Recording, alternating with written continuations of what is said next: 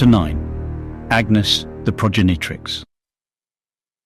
Yvette Winterton and her old protector, Yorick of Seville, are spending a lazy evening in front of the kitchen fire in the Watermill, Axholme, a small market town and inland harbour that nestles in the very bottom corner of Yorkshire on the borders of Nottinghamshire and Lincolnshire, in that part of the kingdom known simply as North of the Gap.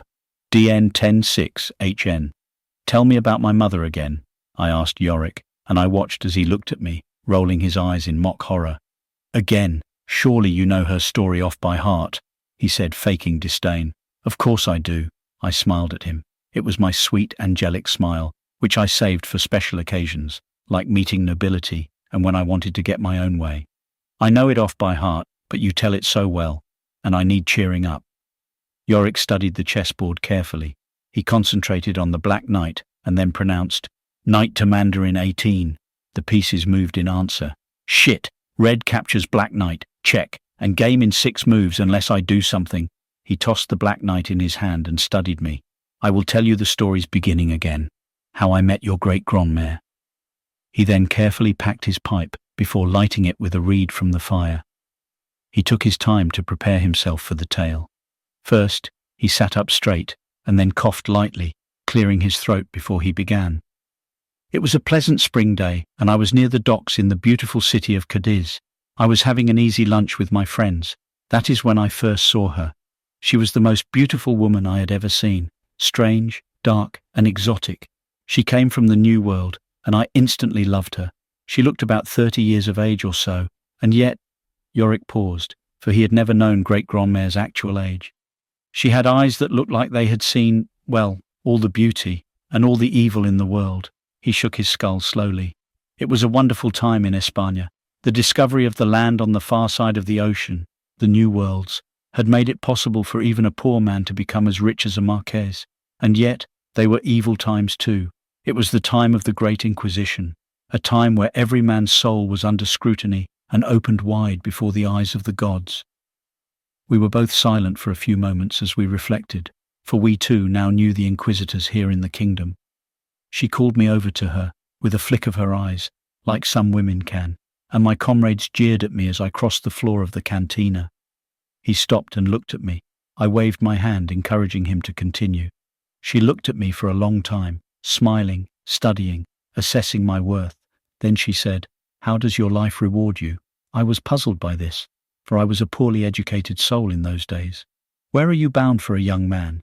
"Nowhere in particular," I replied simply. "But there are people what say that there are treasures to be found in these new worlds, and there is a ship leaving on the morning tide, heading for Tortuga in the Caribbean. So, life on the ocean wave, is it? Pirating for the king against the English, French and Dutch? Well, it's good money, and there are 3 squares a day, and a share of the booty too. Aye, should you survive." And she smiled at me, touching me gently on the arm. She seemed to be counting under her breath. "You have a good heart, but it will not last forever. The hearts of men never do. Yet as your friends may die, I can protect you. How about a life full of happiness, with an endless stream of lovers, a life in the sun, by the sea, and never having to worry about gaining an income again?" she asked me.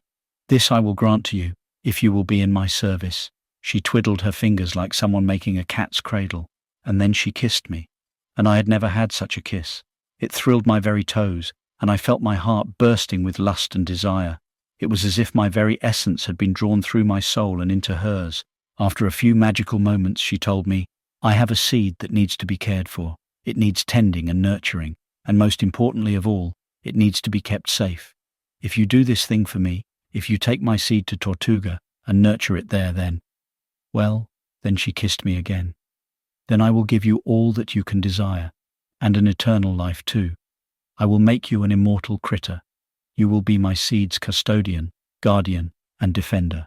You will watch my seed grow. She will be my only child, and a very unique girl at that.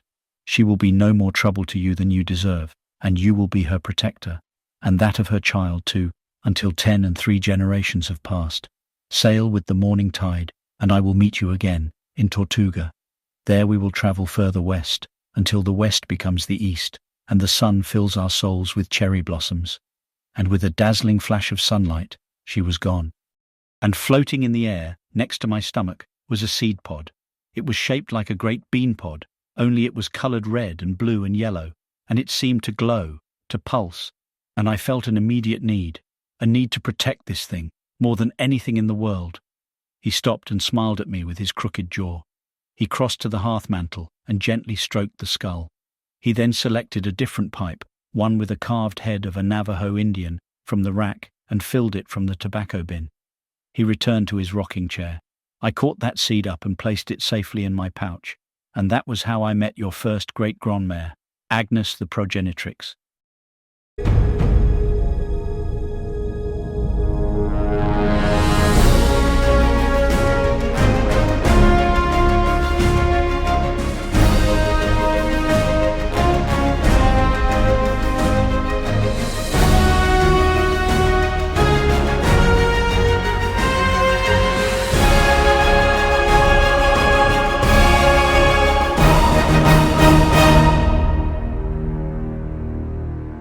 Please press the like icon, it really helps with the algorithm.